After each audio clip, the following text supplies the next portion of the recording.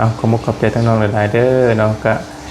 เอาถือว่ามื้อนี้เนาะพี่น้องเอ้ยทั้งบ่ยาวเองก็จะมาแจ้งยอดพี่น้องอีกรอบนึงเนาะ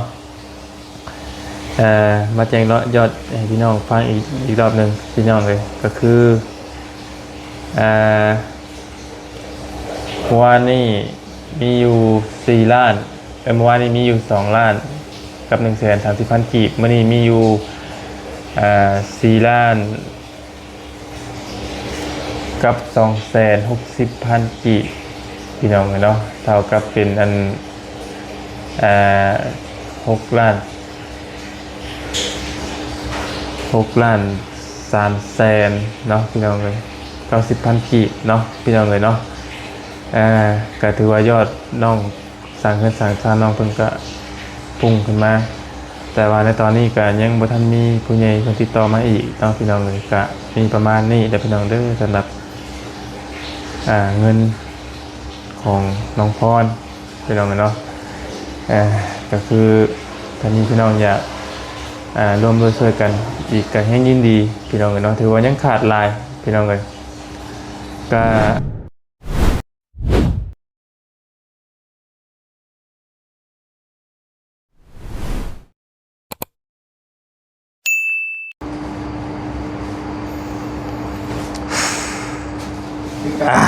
พี่น้องโอเค10:07 นาทีพี่น้องเนาะมื้อนี้เอาพี่น้องเลยมาพบกับพ่อกับซ่องของหมอยาวกราบสบายดีและสวัสดีเด้อพ่อแม่พี่น้องเนาะเบิดกูสู่คนพี่น้องเลยเนาะยินดีต้อนรับเข้าสู่ซ่องของหมอยาวซาแนลอีกเด้อพี่น้องช่วงคอยคำลงแรงอีกคือเก่าพี่น้องเลยเนาะแล้วพอมาเจอกับช่องของหมอยาวในตอนนี้ก็พอดีทั้งหมอยาวเองก็มาอยู่ห้องเช่าห้องหอคือเก่าก็มาแต่พุ่นละพี่น้องเลยเนาะเพื่อนน้องพรพี่น้องเลยเนาะน้องพรก็หาข้าวหาน้ำมากินต้มไก่พี่น้องเลยเนาะขอบใจน้องเพื่อนหลายที่มีน้ำจิตน้ำใจเนาะน้องขอแนะนำให้แต่ว่าถามมาพวกเขาเด็กลองกินบ่แล้วพี่น้องคือบริสุทธิ์เด็กพี่น้องน้องเพิ่นสิหากินหรือบ่หากินก็แปลว่าแต่มันเป็นน้ำจิตน้ำใจของน้องเพิ่นหามาสู่กินนะเขาก็ต้องกินพี่น้องเนาะเอาขอบใจทั้งน้องหลายๆเด้อเนาะก็เอาถือว่ามื้อนี้น้องพี่น้องเลยทั้งหมดเองก็จะมาแจ้งยอดพี่น้องอีกรอบนึงเนาะมาแจ้งยอดให้พี่น้องฟังอีกรอบนึงพี่น้องเลยก็คือเมื่อวานนี้มีอยู่4ล้านเมื่อวานนี้มีอยู่2ล้านกับ130,000กีบมื้อนี้มีอยู่4ล้านกับ260,000กีบพี่น้องเนาะเท่ากับเป็นอัน6ล้าน3แสนเนาะพี่น้องเลย90,000กีบเนาะพี่น้องเลยเนาะก็ถือว่ายอดน้องสั่งเงินสั่งชาน้องเพิ่นก็พุ่งขึ้นมาแต่ว่าในตอนนี้ก็ยังบ่ทันมีผู้ใหญ่คนติดต่อมาอีกเนาะพี่น้องเลยก็มีประมาณนี้เด้อพี่น้องเด้อสำหรับ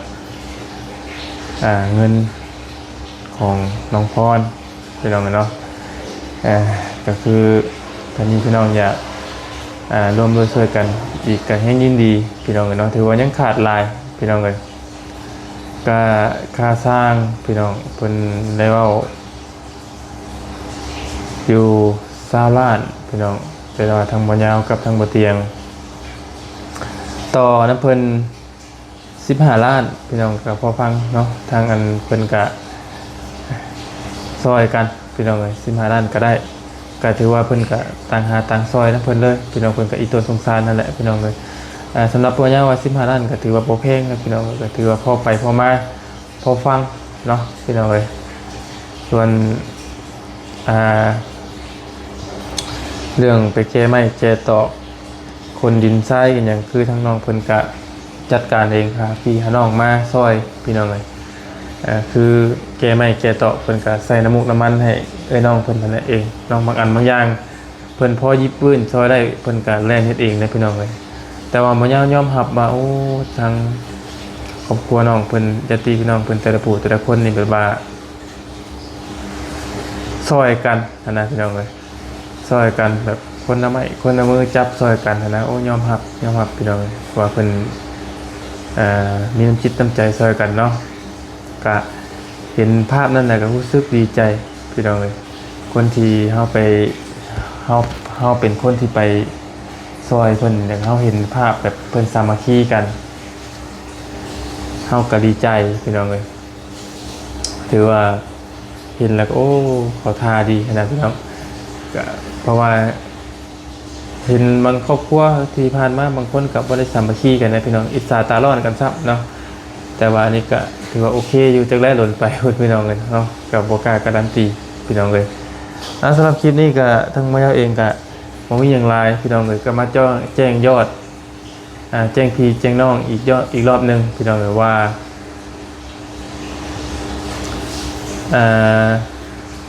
เงินนำบ่ยาวมีอยู่จำนวนนี้และจุดหลักๆของทั้งเอื้อยกับอ้ายเพิ่นก็คืออยากซื้อดินบล็อกพี่น้องเลยเนาะในเมื่อผู้ใหญ่เพิ่นมีจุดประสงค์จะซอยในร้านนี้พี่น้องเลยทั้งบ่ยาวเองก็เลยเนาะเพราะว่ามีเงินจำนวนของทางอ้ายทัดอยู่แล้วพี่น้องเลยเนาะไอ้ฮัดเนาะแล้วก็ทางเอ้ยป๊อปกับทางอันอ้ายกันเพิ่นต้องการซื้อบล็อกเนาะก็เลยบ่ยาวก็เลยในเมื่อจุดประสงค์ของผู้ใหญ่เพิ่นแล้วก็อยากให้จุดประสงค์ของเพิ่นเป็นจริงเนาะบ่ยาวก็เลยขอบล็อกเนาะขอรับผิดชอบในบล็อกของเฮือนซานของน้องพรพี่น้องเอ้ยพวกบล็อกนี่บ่ยาวจะรับผิดชอบเองก็คือทั้งบ่เตียงได้ไปสร้างในอันหมู่บ้านและหรือว่าของในบ้านเองนั่นแหละพี่น้องเอ้ยให้เพิ่นเหยียบให้และเนาะสั่งเพิ่นเรียบร้อยพี่น้องเอ้ยประมาณ500ก้อนพี่น้องกันเนาะ500ก้อนมาก่อนสั่งเอาเฮาประเมินนี่ประมาณ700แต่ว่าเฮาถามสร้างเพิ่นนี่สร้างเพิ่นบอกว่าประมาณ600ก็บ่เป็นหยังพี่น้องเอ้ยเอาตามที่สร้างเพิ่นบอกกันแหละ600เนาะ600มาก่อนมันขาดมันเดือยจังได๋เฮาก็สั่งไปซื้อเพิ่มเติมเอาก็ได้พี่น้องเอ้ยเนาะบ่ยาวเลยจะรับในจำนวนนี้ถามว่ายังขาดหลายบ่โอ้หลายพี่น้องเอ้ยคือค่าสร้างก็ยังบ่ทันได้มีเลยพี่น้องเอ้ยแต่ว่าบ่เตียงรับฝากไปก่อนไปซื้อแบบว่าสิว่าจังได๋พี่น้องเอาไปก่อนนะในตารับหน้าไปก่อนนะพี่น้องเอ้ยชั่วโมงนั้นเนาะเอาไปก่อนเดี๋ยวจังว่ากันพี่น้องเอ้ยก็ยังขาดในอันยากๆเนาะเพราะว่าสิเป็นพวกปูนพวกค่าสร้างเนาะแล้วก็โอ้พวกตาตะกะโลพี่น้องเลยถ้าจะเฮ็ดเนี่ยมันงามกะตะกะโลแล้วก็ใส่อันสีถ้าสีเนี่ยก็ถือว่าคักเลยเนาะจะงามเลยสำหรับน้องพรสังว่ากันอีกที่นึงนั่นแหละพี่น้องเลยเอาที่ละขั้นตอนไปก่อนเนาะที่บ่ยาวมานั่งอัดคลิปนี่ก็เพื่อมีพี่น้องอยากรู้อยากทราบว่างบในตอนนี้มีเท่าไหร่แล้วในน้ำบ่ยาวน่ะมีตามที่บ่ยาวแจ้งไปนั่นแหละพี่น้องส่วนน้ำน้องผัดไส้ก็มีอยู่6,200,000เนาะก็เท่ากับนี่เด้12 ล้านเลยเฉพาะน้ำบ่ยาวกับน้องผัดไส้ส่วนน้ำบ่เตียงนี่ผมบ่แน่ใจพี่น้องว่าบ่มีเท่าไหร่น่าสิแต่ว่าหลายๆเห็นแล้วประมาณ30กว่าล้านนี่แหละจะบ่ต่ำแหละพี่น้องเนาะก็คือจำอันนี้น่ะเงินน่ะเฮาทางหมู่เฮานี่บ่ได้แต่ต้องเงินทางน้องเพิ่นที่เพิ่นได้รับบริจาคไปพี่น้องที่ว่าเงินที่ทางเจนเอามาให้คือทางทีมงานบ่ได้เอาเงินจำนวนนั้นมาซื้อเลยพี่น้องเนาะเพราะว่าถ้าเฮาเสียเงินจำนวนนั้นมาซื้อน่ะไผก็เฮ็ดไร่คือกันพี่น้องเนาะเพราะว่าเฮามาเอาเงินเพิ่นแล้วก็ไปซื้อเครื่องซื้อของมาเฮ็ดให้น้องเพิ่นก็ไผก็เฮ็ดไร่แต่นี่เฮาบ่เอาพี่น้องให้เฮาเลือกที่จะเอางบที่ผู้ใหญ่เพิ่นอยากเฮ็ดจากซอยน้องเพิ่นใหม่แล้วก็มาปลูกสร้างให้พี่น้องเนาะเพราะว่าถ้าเฮาไปเอาน้ำน้องเพิ่นอีกก็ มันก็บ่แตกต่างกับไผก็เฮ็ดได้คือกันไผก็มาปลูกมาสร้างให้ได้คือกันเนาะพี่น้องเอ้ยอ่า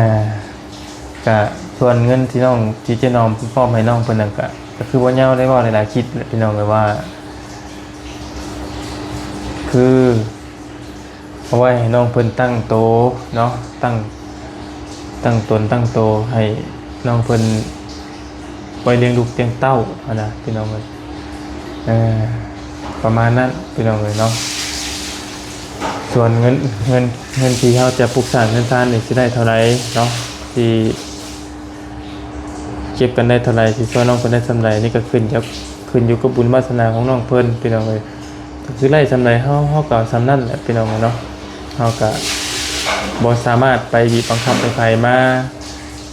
ซอยได้อยู่แล้วของมื้อนี้ก็ขึ้นอยู่กับจิตกับใจของพี่น้องเรียกว่าผู้ใหญ่ใจดีเบิดทุกคนพี่น้องที่ได้สิทธิ์จะซอยน้องเพิ่นก็แฮงดีเนาะ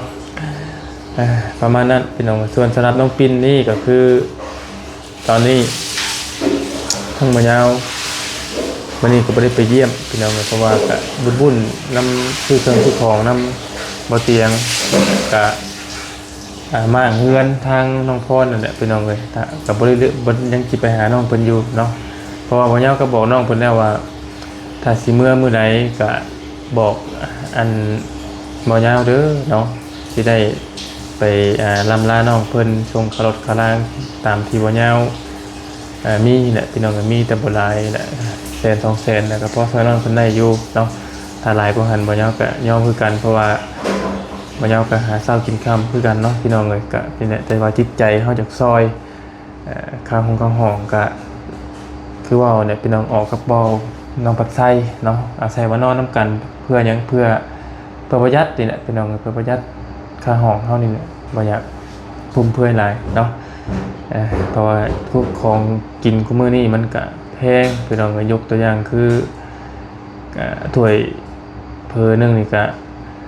40-50จะได้พี่น้องเลยเนาะข้าวผัดนี่ก็30-50ไปแล้วเนาะในที่เฮาประหยัดได้เฮาก็ประหยัดไปพี่น้องเลยเนาะ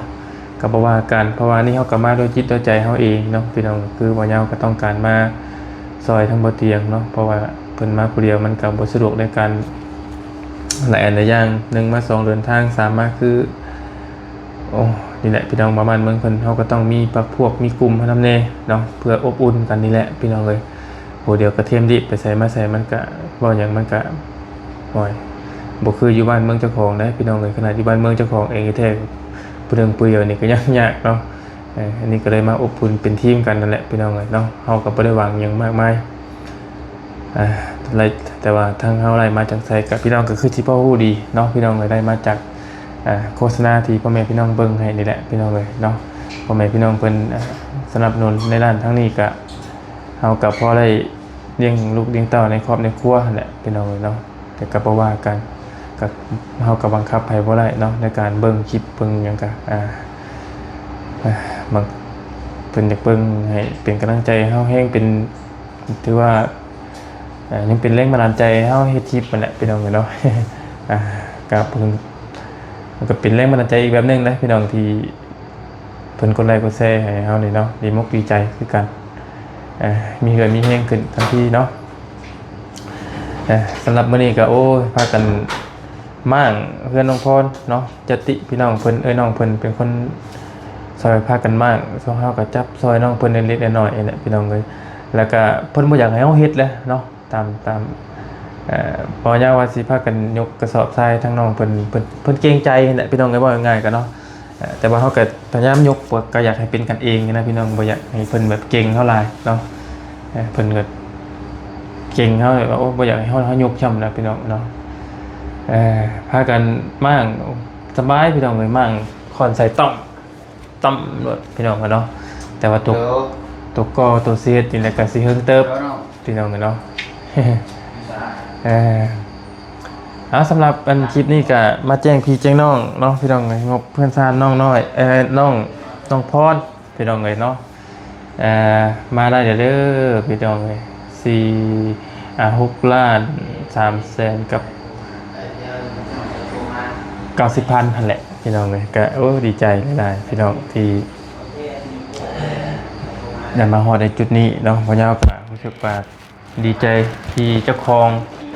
มีส่วนร่วมในครั้งนี้เนาะมีความรู้สึกว่าทำบุญในครั้งนี้แบบว่าดีใจหลายพี่น้องที่เฮาได้ก้าวกายเข้ามายื่นมือเข้ามาซอยในครอบครัวของทั้งน้องพรน้องปิ่นในรอบนี้ในเนื้ออย่างหน่อยหนึ่งในนั้นเฮาก็มีเฮาได้มีเฮามีเฮาส่วนร่วมในการช่วยเหลือของน้องเพิ่นเนาะก็ดีมกดีใจพี่น้องที่ได้มาซอยน้องเพิ่นในรอบนี้พี่น้องถือว่าเป็นรอบที่2เนาะพี่น้องแต่ว่าทางบ่ยาวคือกันความลำบากนะพี่น้องกับบ่ยาวครับบ่มาทำพี่น้องเนาะเพราะว่าบ่ยาวมาเห็นแล้วรอบหนึ่งพี่น้องเนาะแต่นี่รอบที่2บ่ยาวก็มาคือเก่าพี่น้องมาสู่มาซนด้วยกันเนาะก็คือพี่น้องเห็นนั่นแหละพี่น้องถนนหนทางในการมานี่ป้าเด้อเนี่ยก็คือเป็นมื้อนะพี่น้องหลังออกไปจากถนนใหญ่เนาะ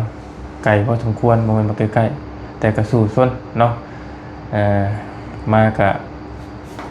มาโดยจิตโดยใจคือบ่ยาวเว้าแหละพี่น้องบ่ได้มีตอนบ่ยาวมายังบ่ได้มีผู้ใหญ่มอบหมายงานอิหยังให้กลับมาโดยจิตโดยใจเคาะขอดมาขอเงินลูกเมียมาพี่น้องเนาะก็ยามันเนาะแต่ดีก็ตรงที่เฮาเช่าห้องนำกัน2คนพี่น้องนอนนำกันเนาะถ้านอนผู้เดียวนี่โอ้โธ่แต่นี่ก็ค่าอยู่ค่ากินนี่ไล่เห็นเนาะอยู่แหละพี่น้องเนาะตามที่บ่ยาวใช้เงินค่าอยู่ค่าห้องค่าอยู่ค่ากินนี่ก็หัวมื้อนึง 3-4 แสน 5 แสนเอาบ่รุดเนาะบ่ได้รุดไหลพี่น้องเนาะบ่สิกินน้อยบ่อิ่มพี่น้องมันต้องกินหลายเห็นแหละเนาะน้ำในมันเด้เฉพาะข้าวก็ยังมือตีไปมือคาบละแสนเนาะข้าวก็ประมาณก็แม่น3คาบอันนี้แต่ก็ยามัน3คาบเป็นยังคือบ่ยาบ่ได้เฮามาด้วยจิตด้วยใจมาด้วยจากเสียจากซอยน้องเพิ่นพี่น้องถ้าติดตามเบิ่งนำกันนั่นแหละพี่น้องบ่ยาเชื่อว่าตอนนี้ FC ผู้ใหญ่ใจดีและผู้ละคนกำลังเบิ่งน้องติดตามเคสของน้องเพิ่นอยู่ตอนนี้ว่า1คือขาดเดือยัง2คือว่าน้องเพิ่นสานน้องเพิ่นส่งมาแบบไรเนาะ3ก็แม่นสิแล้วถึงบ่แล้วอันแหละเนาะก็คือบ่ยาว่าเนี่ยพี่น้องไล่สำไหนก็เอาสำนั้นเนาะก็คือสิปัญญาให้มันไล่แล้วหลายมากที่สุดนะพี่น้องให้สิจาก100นึงนี่สิให้ได้อยู่ประมาณจัก80หรือ 90% เนาะพี่น้องเพราะว่าเฮาเลยขึ้นมาแหละพี่น้องเฮาถ้าเฮากลับลงไปถ้าเฮามันก็บ่ใกล้เนาะพี่น้องเนาะและมันก็บ่ใกล้เฮาสิเที่ยวไปกลับมาคืออยู่เซโปนแถวบ้านน้อยๆนี่มันก็หรือว่าลาวใต้นี่มันก็บ่แม่นนะพี่น้องเนาะซึ่งมันกระทบครึ่งกันเลยกับลาวใต้กับเซโปนอันไปนะพี่น้องระยะทางก็อยากกันมาได้แบบอยากให้มันแล้วมันทั่วเลยพี่น้องเพราะว่าแต่สิย้อนกลับมาอีกในรอบ3นี่มันก็น้องเพิ่นก็คือสิอาจจะบ่เดือดร้อนซ้ำรอบ2กับรอบ1แล้วพี่น้องก็เลยทางพวกเราก็เลยอยากให้มันแล้วไว้ที่สุดถ้าเป็นไปได้พี่น้องเนาะในใดก็ฝากเลยเด้อพี่น้องเด้อก็ฝากพี่น้องซอยกันพี่น้องคนเล็กคนน้อยเนาะแล้วสำหรับคลิปนี้ทั้งมายาเองก็จะได้ขอจบคลิปปิดคลิปลงก่อนพี่น้องเนาะก็ถือว่าปวดยงมายาวก็จะพอเปิดพอเบื่อกันเด้อพี่น้องเนาะก็คอยเป็นกำลังใจให้ทั้งทุกเฮาแน่พี่น้องเนาะอันไหนบ่ผิดบ่ถูกก็ขอโทษขออภัยพี่น้องเนาะอันไหนที่บ่แม่นก็ติต้มกันได้แล้วพี่น้องเด้อเนาะใช่มายาวเว้าเป๊ะๆได้นี่ก็บ่ผิดปานใดพี่น้องบางเทื่อก็มีอยู่บางครั้งบางคราวที่บ่ผิดไปก็ขอโทษขออภัยหลายถ้าว่าบ่ถูกบ่ต้องบ่จบบ่งามเนาะพี่น้องผู้เฒ่าบ่ถึงการก็ขอโทษหลายๆเด้อพี่น้องเด้อเนาะก่อนอื่นก็ต้องขอบคุณทั้งผู้ใหญ่ใจดีที่เข้ามาติดตามครับชมคลิปของมายาวคือเก่าคือเดิมเนาะขอบคุณที่บ่ปะบ่ทิ่มทางบ่ยาวและทีมงานและก็ทั้งครอบครัวน้องพรน้องปิ่นเนาะครอบครัวที่เพิ่นประสบภัยนั่นแหละพี่น้องอยู่ดีมีแฮงส่งมันร่ำรวยขอให้ถือหวยรวยเบอร์เบิดกุศลทุกคนสำหรับคลิปนี้ไปแล้วพี่น้องสบายดี